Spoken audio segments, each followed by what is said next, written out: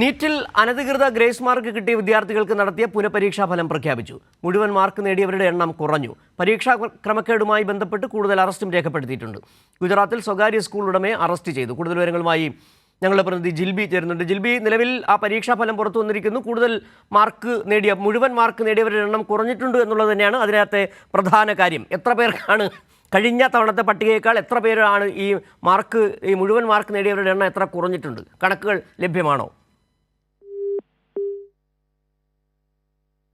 ജിൽബി?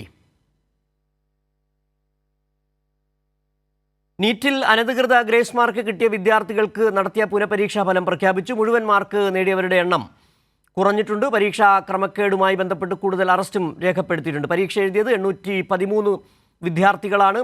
ഉയർന്ന മാർക്ക് നേടിയവരുടെ എണ്ണം 61 കുറഞ്ഞിട്ടുണ്ട് എന്നുള്ള വിവരങ്ങൾ കൂടി വരുന്നുണ്ട്. മുഴുവൻ മാർക്ക് കിട്ടിയ 5 പേരുടെ മാർക്ക് കുറയുകയും ചെയ്തിട്ടുണ്ട്.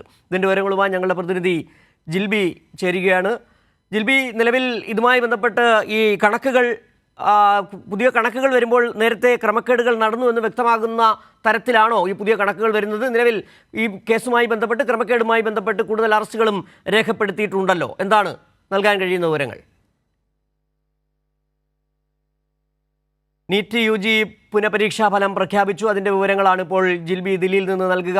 അനധികൃത ഗ്രേസ് മാർക്ക് കിട്ടിയവരുടെ ഉയർന്ന മാർക്ക് നേടിയവരുടെ എണ്ണം 61. മുഴുവൻ മാർക്ക് കിട്ടിയ 5 പേരുടെ മാർക്ക് കുറഞ്ഞിട്ടുണ്ട്. നേരത്തെ 66 പേർ ഉള്ളത് ഇപ്പോൾ 61 കുറഞ്ഞിട്ടുണ്ട്.